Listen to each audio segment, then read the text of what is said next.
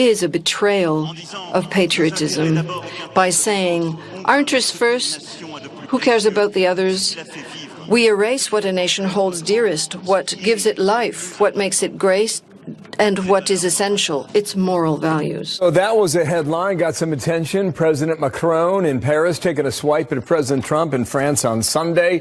They had a chilly start, but both leaders agreed Europe should spend more on its own defense. Retired four-star General Jack Keane, chairman for the Institute Study of War and a Fox News senior strategic analyst. Sir, how you doing? Welcome back, fresh in from Vietnam. We welcome you back to our nation's capital. Thank you. I want to back up a little bit because I think a lot of the context for this visit has been lost.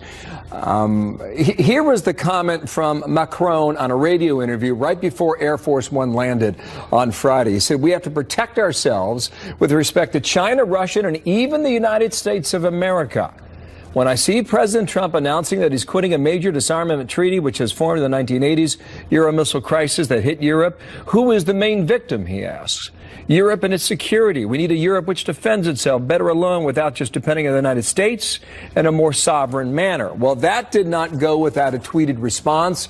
The president said this right before landing. President Macron of France has just suggested, he wrote, that Europe build its own military in order to protect itself from the U.S., China, and Russia. Very insulting, but perhaps Europe should first pay its fair share of NATO, which the U.S. subsidizes greatly. I just want to get that all out there because I think a lot of the reporting over the weekend missed a lot of that, General. What is your view about how that is going over? Well, certainly there's Trump and Macron have grown into their differences. Some of this is actually internal problems for Macron because his popularity has plummeted down into the low 30s. There is a populism movement that's moving against him in the country because of immigration, domestic and economic problems that he has. All that said, I mean, it is stunning that he associates the United States as being a security problem when it is the United States that has led the effort, Bill, to strengthen NATO, and no voice has been louder than this president's in doing that. We also, not just about the money, we have pushed troops out into Eastern Europe to stand against Russian aggression. And to say that the United States somehow is a problem here, Putin is the guy who broke the Intermediate Ballistic Missile Treaty by developing that said missile. The only way we're going to get him back into that treaty is a willingness to come out of it and develop a counter to that ourselves. And that is exactly what the Department of Defense is recommending to the president. We will eventually get that treaty back, but we're not going to get it by sitting on our hands looking at Putin violating it. Okay, so defense was one issue, nationalism was the other. Here's the headline from the Associated Press. It says, Trump largely alone as world leaders take aim at nationalism. Now, what is your view of that, given light of the comments that we just played a moment ago from Macron, who you rightly admit his approval numbers are in the 30s in France? Well, they seem to be redefining nationalism. I think if we went around the United States and the world and asked people, what does nationalism mean? I think the common response would be love of country. And to somehow imply that a nationalistic love of country is self-serving to the exclusion of others certainly doesn't apply to the United States. We just demonstrated the United States is leading in NATO. The United States in the Middle East is standing shoulder to shoulder, Bill, with our allies there against Iranian aggression. The United States is the indispensable country pushing back on China's economic and political warfare and their militarism of the South China Sea. I just talked to some of those countries. They absolutely respect the United States leadership that's taken on this role. So here we are, Macron saying we're self-serving, we're turning into ourselves when we're the indispensable world leader that's helping countries with their own security problems. No. General, thank you. Jack Keane, it's good to have you back home on U.S. soil, sir. Thank you very much. Race is still up in the air on this Monday morning, Bill Hemmer. Nice Good morning, everybody. A brand new hour of America's Newsroom kicks off now. I'm Sandra Smith. And I'm Bill Hemmer. Florida races for Senate and Governor, too close to call. The margins are razor thin, and that brings us today to our Newsroom newsfeed. Well, Florida is once again the center of an election storm. A growing drama over the midterms. Deja vu as a recount is underway. An official announcement coming down just moments ago from the Florida Secretary of State. There will now be a recount of the governor's race and also the Senate race. The Republican candidate, Governor Rick Scott, holds a razor-thin lead over incumbent Democrat Bill Nelson. Senator Nelson is clearly trying to commit fraud to try to win this election. That's all this is. Rick Scott is trying to stop all the votes from being counted, and he's impeding the democratic process. Since Tuesday night, Ron DeSantis' lead has shrunk to now just 33,000 votes. Gillum conceded the race Tuesday night, but yesterday he took that concession back. I am replacing my words of concession. Those results are clear and unambiguous, just as they were on election night. Board of Elections at Broward County, the epicenter of all this recount chaos. The error prompting outrage among Republican voters, accusing officials in some Democratic-heavy counties of trying to tip the races. When you cheat the system of electing our officials, it is no longer we the people. They work for us. It's we the people. In all 67 Florida counties, elections workers are now scanning 8 million ballots through the tabulators one more time with a Thursday 3 p.m. deadline for this second recount. This recount clearly will not be over quickly. Doug McKelway live from the Election Center, the Recount Center in Tallahassee. Doug, how you doing down there? President Trump is saying, stop the recount. Let's start there. That's right, Bill. He said it in a tweet just this morning. Let's get right to it. He said the Florida election should be called in favor of Rick Scott and Ron DeSantis, and that large numbers of new ballots showed up out of nowhere. And many ballots are missing or forged. An honest vote count is no longer possible. Ballots massively infected must go with election night. That after Governor Rick Scott accused Senator Bill Nelson, a sitting United States senator, of fraud. He also said that the supervisors of elections in Broward and in Palm Beach counties are violating the law. Scott has filed suit against Broward Supervisor of Elections Brenda Snipes, seeking a court order to impound all voting machines until the recount is started and failing to report results regularly and leaving ballots uncounted. Here he is. They were not letting party officials review, when they were reviewing ballots. They didn't report on time. We still don't understand how they went in these two counties and had a dramatic increase. Another 93,000 votes were cast, or somehow they came up with 93,000 votes after election night. And the Nelson campaign has responded to that in a statement. It said he's worried that when all the votes are counted, he'll lose this election. We will not allow him to undermine the democratic process, and we use every legal tool available to protect the rights of Florida voters. Ibarra, deja vu all over again, mimicking what we saw in the year 2000 when we saw circuit court opinions headed up to the Florida State Supreme Court. Florida State Supreme Court opinions headed up to the United States Supreme Court, even as Governor Scott is talking like he is the next United States Senator, and Ron DeSantis is already setting up a transition office here in Tallahassee, Bill. Yeah, what's the reference about ballots being forged from the West Wing? What was that all about, Doug? Yeah, there's a process here in Florida that if ballots are damaged, it is required of poll workers here to replace them with good ballots and fill them out precisely as the original damaged ballots occurred. But in 2016, an affidavit was signed by a poll worker. Her name is Chelsea Marie Smith, signed an affidavit saying she saw election officials filling out blank ballots behind closed, locked doors. There's a benign explanation for this, that they were simply doing what the law requires of them, and there's a more nefarious explanation that they were committing fraud. She thinks it's fraud. She told her mother about this, signed an affidavit, reported for work the next day, and was fired without explanation. Thank you, Doug. Doug McKelway. More to come from you in Tallahassee. Thank you, sir. It's that time. Let's bring in America's A-Team. Lisa Booth, senior fellow at Independent Women's Voice and a Fox News contributor. James Freeman from the Wall Street Journal editorial page, also a Fox News contributor. And Capri Cafaro, executive in residence at American University School of Public Affairs and a former Democratic leader of the Ohio State Senate. Capri, let's start with you first. The recount is underway. Right. Where does this go? Well, look, we have seen this show again before. We all know know this, and I actually was at Gore Lieberman headquarters in 2000. We were sent home in Nashville being told that Al Gore was going to concede. And next thing I knew, I turned on the television there at Opryland, and there was Dan Rather saying, wait a minute, and Al Gore is no longer conceding. We have to make sure that all the ballots are cast. I mean, I think that, President Trump needs to be careful with how he frames this issue of particularly fraud. In that package we just saw, we heard about, issues that occurred in 2016. I didn't hear anything specifically about 2018 itself. And one thing that I think is not being necessarily covered that I think needs to get a little bit more attention is that it's not just about the fact that Broward County in particular has had a history of issues dating back, almost 2 decades. But we're also seeing that there are some issues in regards to how the ballot is actually set up. So in a portion of Broward County and the 24th district, what we are seeing is an undervote of people totally skipping the United States Senate race because of the ballot layout. That isn't fraud. That's a disaster. Whoa. That goes to voter intent, and you can't decide that.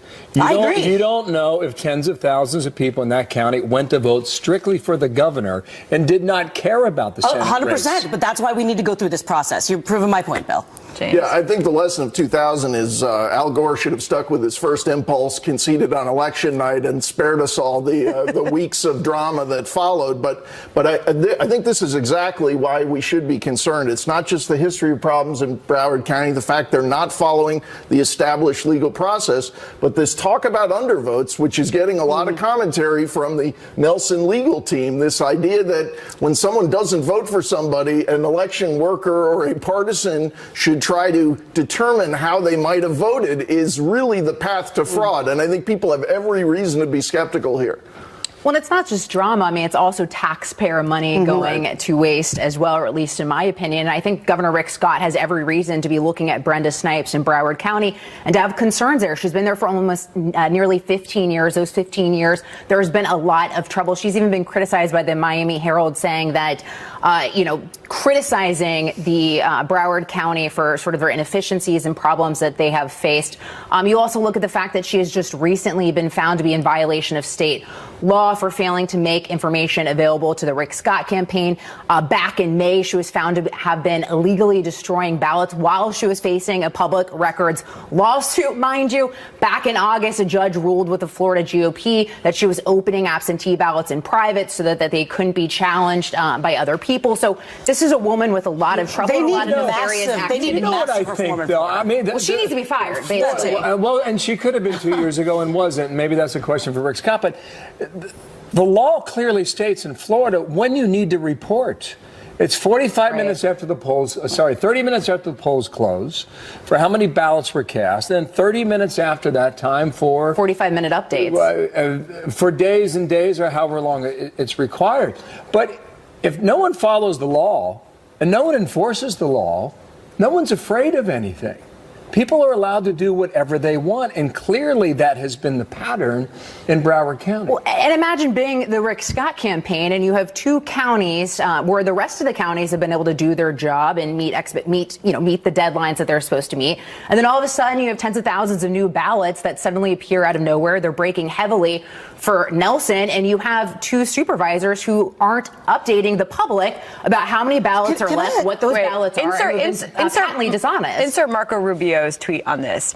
If a red county did it, what hashtag Broward County and hashtag Palm Beach County are doing, they would march in the streets and confront Republicans about it in restaurants. But because it's happening in a blue county, they create increasingly novel and creative arguments to justify it. I think I think probably Marco Rubio is right. And this is the unfortunate thing about where we are in American politics, that whatever is convenient for your side of the argument and your side of the aisle, you're going to politicize it and jump on it. And that is terrible. Whether you're a Democrat or Republican, we need to have consistency in argument. We need to be just as outraged if Republican votes aren't being cast as much as Democrat votes might not be. But you're making my point. Nobody enforces it. The law is clear in Florida. So whose fault is that, though? Who is not enforcing the law? Is it the Attorney General? I mean, is it the Secretary of State? I mean, who is not enforcing the law that's enabling Quickly, this? James, next topic. You're right, by the way. I misspoke. It's 30 minutes after polls close, and then 45 minutes. Updates. Every 45 minutes, updates. Which neither county has. They have both failed to do. Yeah, hey, Scott's the duly elected governor, the Secretary of State. They have the authority. They should do their jobs and not be self-conscious about it. Our election process needs to be protected. All right, should we set up topic 2 here? Because let's throw up the race boards. Here's what's happening in Arizona and Georgia. Kirsten Sinema has stretched her lead over McSally in the Arizona Senate race. Stacey Abrams is still refusing to concede in the unsettled Georgia governor race. And of course, we're looking at Florida as well. So all this continues. Here we are on Monday morning, James. Here we are. Here we are. Yeah, it really it shouldn't be this way. You don't have in these other places the same issue you have in Florida, where in Broward specifically, this history of violating the law, which should make everyone extremely skeptical. We talk about too close to call. Well, we don't know that. The count that was on election night was not so close to call in Florida. But as far as these other places, I think people should demand a better process. We should get quick results. I don't think you necessarily have the same skepticism here as you do elsewhere. But look, we should get the answer election night. Maybe Wednesday morning if there are extreme circumstances. But this at stuff should not be at a dragged minimum out. on election night, you should know how many ballots were cast in your county. Well, and I think do we even know today, 6 days later, how many votes were cast in Broward County? I don't think we know that answer. And you look at Arizona, I mean, look, I think there's still like 200,000 ballots to be counted, so that might take a little while. Georgia, I think Stacey Abrams is just being a poor sport. She's not going to win here. I know she's filed a lawsuit. She's hoping to push the final deadline to Wednesday, but I think we might know tomorrow. She loses that lawsuit, it's over. I really think she's just being a poor sport. She's wishing for a runoff. This isn't going to happen. It's time for her to just concede and to be the bigger person. Yeah, and I actually think it's kind of sad.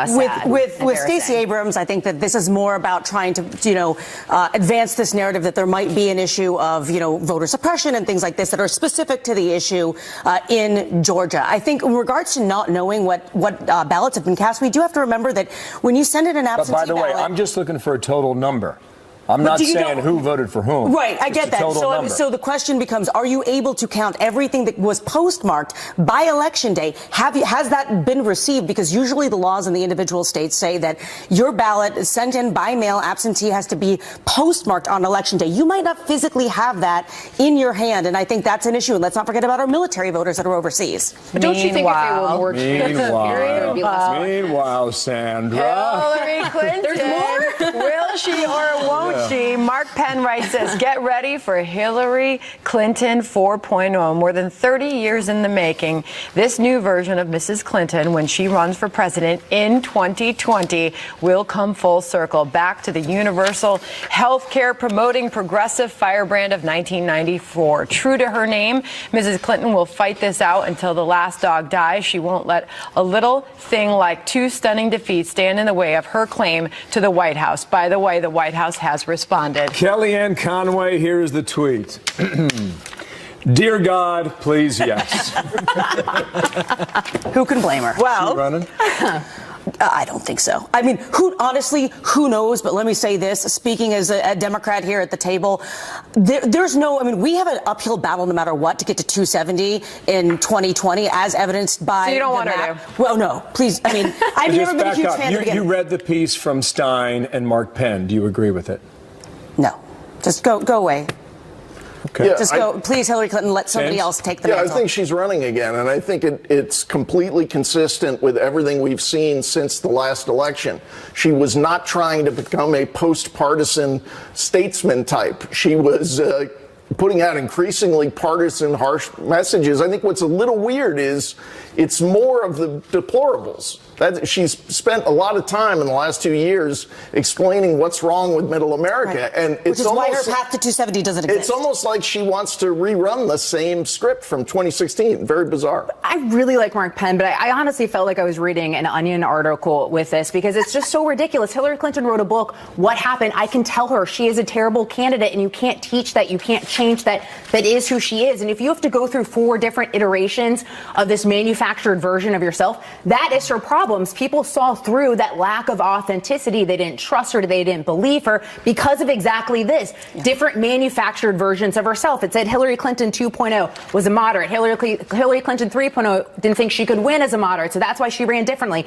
That is the problem. Who is Hillary Clinton? By the way, what do you believe? What do you stand for? Nobody knows. He made the point earlier. He came on Fox News, and we don't have time to play it, but he did say she'll get in because there's no clear front runner. If that's the case, she will get in. He talked about how splintered the party is in so many ways, and that's why she could come in. No more superdelegates, though. Don't forget about that in the DNC. Yeah, but I thought that was an interesting part of the piece, just saying that she'll have maybe an easier sail to some Democrats because the Kavanaugh hearings revealed a bunch of pretenders, basically. Spartacus, Cory Booker, with his odd turn in that drama. It wasn't a moment that really said to Democrats, I think, wow, we've got a bunch of winners ready to go. But she's also a pretender because the article talks about her writing the Me Too wave. Well, guess what? A 30-year-old staffer went to her with an issue on her campaign. She kept that guy, Bernd Strider, on staff and moved the 30-year-old staffer elsewhere. So she can't even ride that. She's not even authentic on that whole shtick either. How was the weekend? Yeah, it was lovely. I was home with family. It was Thank beautiful. you, Lisa. Thank you, James. Thank you, Capri. Round 2 coming up. Jump right back Stand in. by. More on the Florida election ahead with someone who knows a lot about Florida recounts.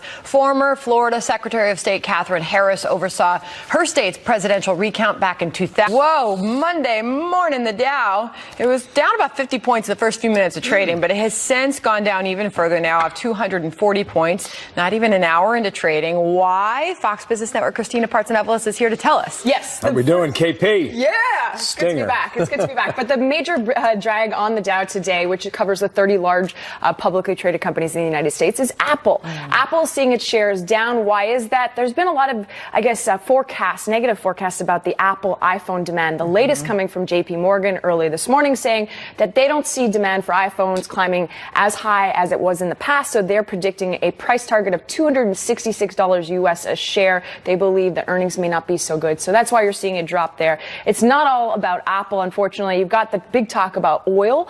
Oil, we know, just over the last week dropped 20% from its latest peak. So that's called bear market territory for the price of oil. So the big question is oil dropping because of sanctions and a reduction in supply due to Iran? Or is oil dropping because global demand is starting to slow? What do you think the answer is? Well, I'm not going to predict. You have both. You have China's economy that is definitely lower, and China is such a large buyer of oil. But you have other countries that are trying to circumvent the United States, like Russia saying, buy oil from us, but don't buy it in U.S. dollars anymore. So there's so many players right now. However, Saudi Arabia announced that they are going to be reducing their supply of oil, so that should boost up the price. Interesting. And what is the latest in the trade wars, the White House? Every day, almost every single minute, there seems to be a new element to add to this story. But we have the Vice President, Mike Pence, that is heading over to Singapore. There's this Asian summit.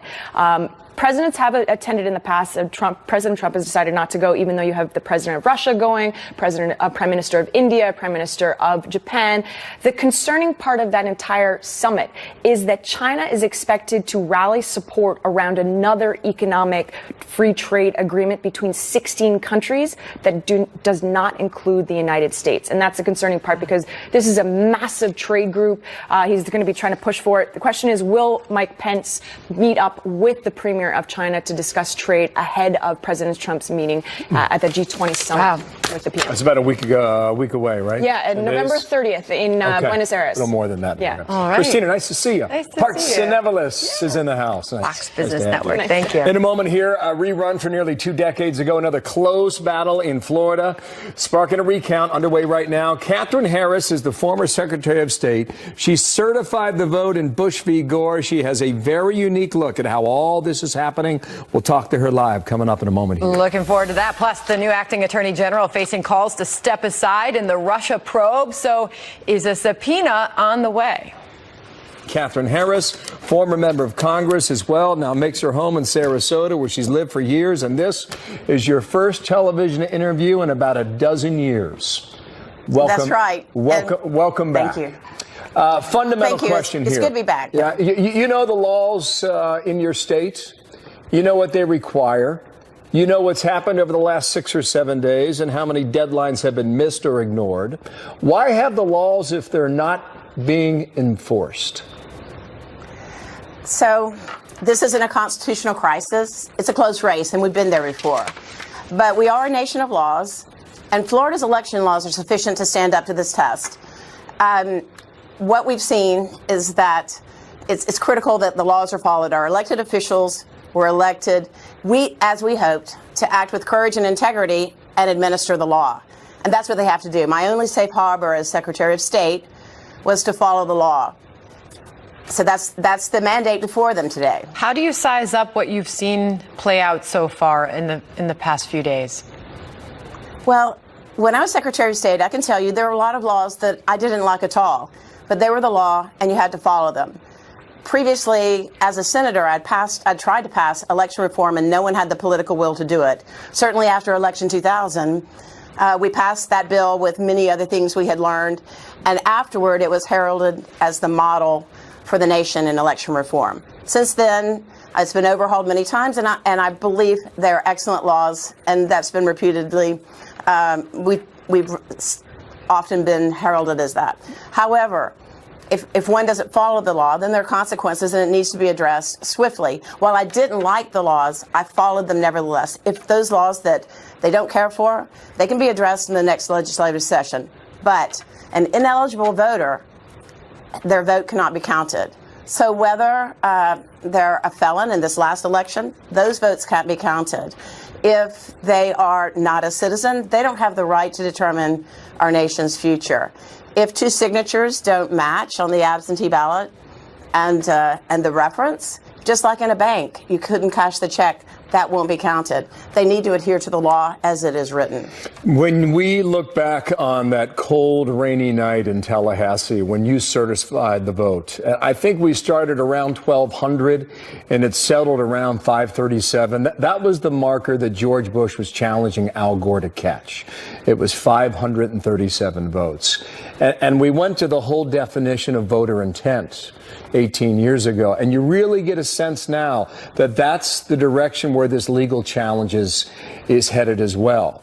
Over the last 18 years, do you think Florida has been able to define voter intent better in 2018 than we did in the year 2000?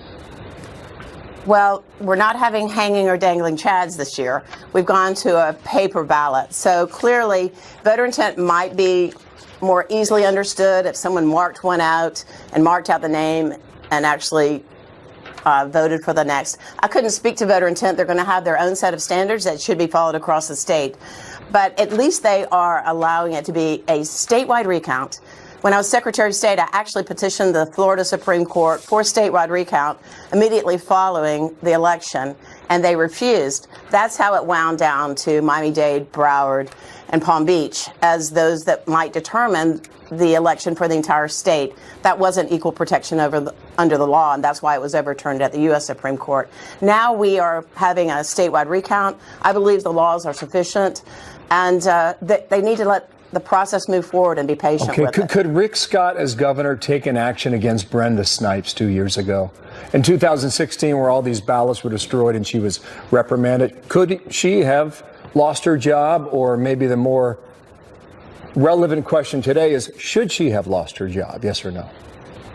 So I wasn't involved in that case, and I don't know the details, but the supervisor of elections is a constitutionally elected officer, and therefore the Secretary of State cannot remove them, only the governor can. And so they're certainly going to be looking at this as they move forward and make sure that those same mistakes aren't repeated in this election. Katherine, are you getting any sense as to how this is going to turn out? I wish I could say I were, but again, I think what's so critical is that the laws are followed. There may be bad actors, but what's critical is that they are not allowed to put forward their agenda. Os Guinness, the philosopher scholar, said, in the end, who we are when no one sees determines what we can do when everybody is looking. And so I'm hopeful, prayerful that the kind of integrity that we want to see in our elected officials will follow through, and not the end justifies the means. Well, you remember the butterfly ballot, right, of 18 years ago, and that's been done away with, and arguably rightfully so. But this year you have this ballot in Broward County where many are making the case that the senator's race was below in a series of instructions as opposed to the governor's race that was near the top of the page. Do you think there should have been a better clarification of that ballot? Is that an argument that's ripe for the courts to decide, or is that water under the electoral bridge at this point? The supervisor of elections is in charge of her ballot, just as Teresa Lepore was in Palm Beach. The butterfly ballot was confusing, but that was not grounds to go back and change the course of that election. What's going to happen? Actually, even in Palm Beach, and I think this point is relevant now, the court said you shall certify the election, and then they were kind of arbitrary, either on Friday or Sunday. We chose Sunday while the nation waited, even though we made them wait longer. We wanted to give everyone the opportunity to count all the ballots. They were noticed as soon as the court case came through. They knew exactly when the deadline was. Come Sunday, Palm Beach still was nowhere near complete, and they were demanding an extension. Well, when the Supreme Court says you shall certify, that's not a maybe or sort of kind of. So we did not. We went forward and certified, and Palm Beach votes were not counted. They continued to count through the week and the month. They were never finished. So my hope is if the law prescribes that the votes must be in at this time, that they will stick to that law and not continue to grant deadlines when the law didn't provide it. Well, thank you for being here today. I mean, what do you think about your state being in the middle of this all over again? I didn't know another recount would make me look good.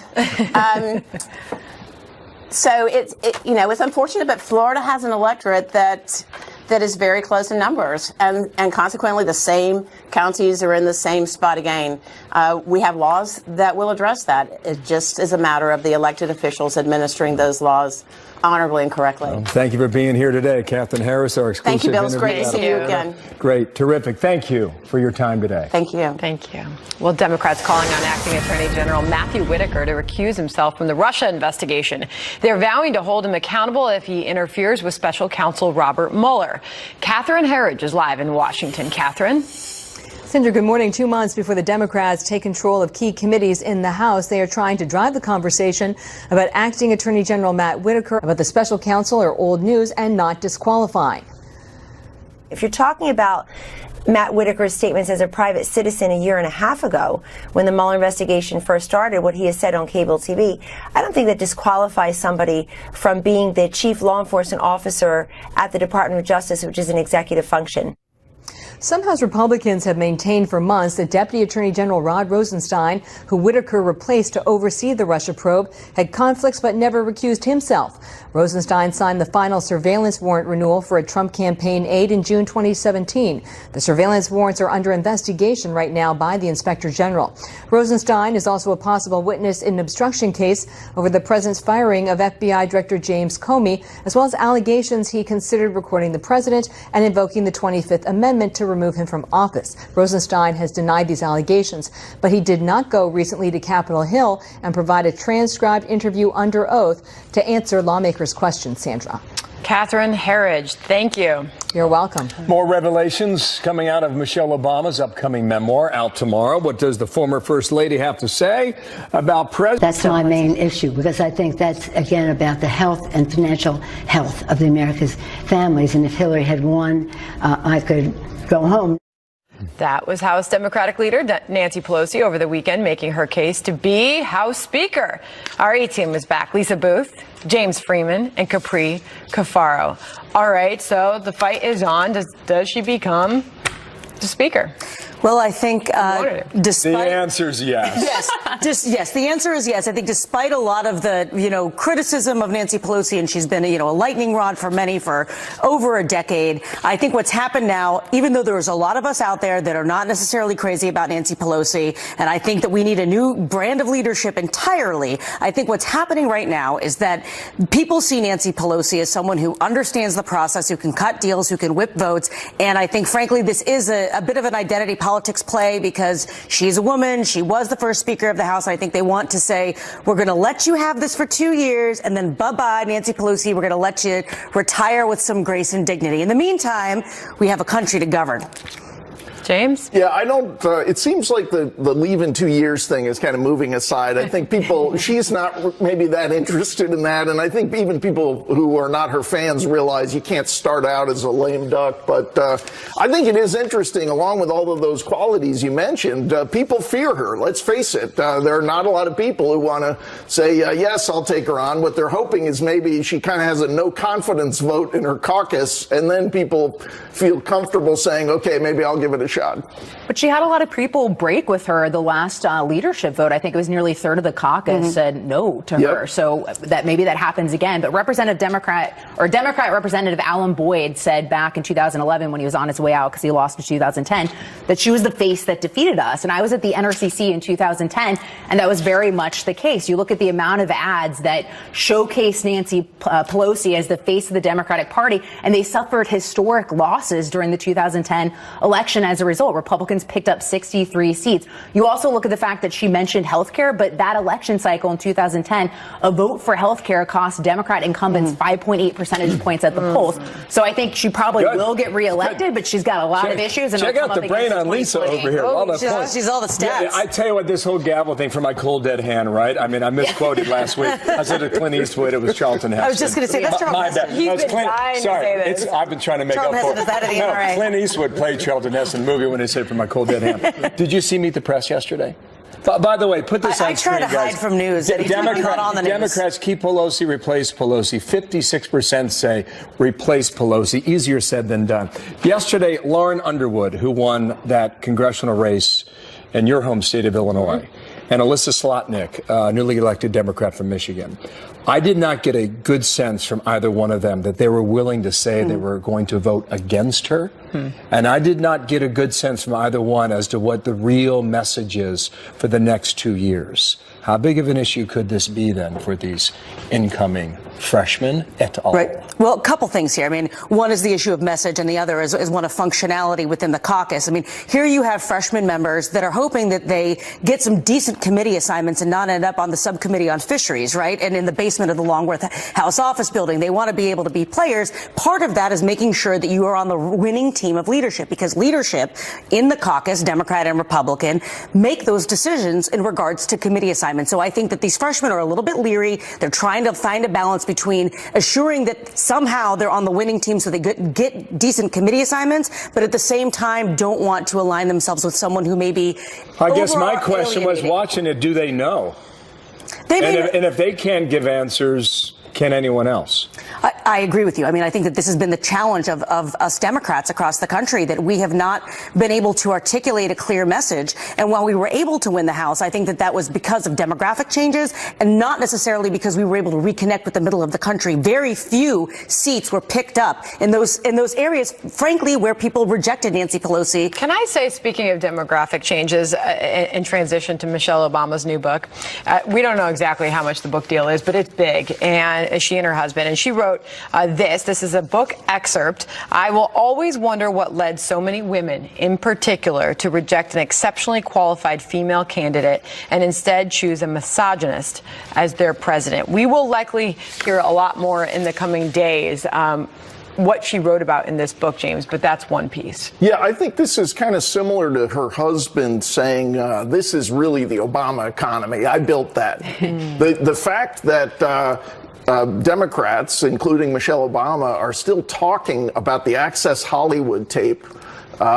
these crude remarks from 10 years before Trump ran for president, I think tells you that the last 2 years have been a lot better than they expected. They may not say it that way, but things are pretty good. And so they're still focused on the pre-presidential Trump.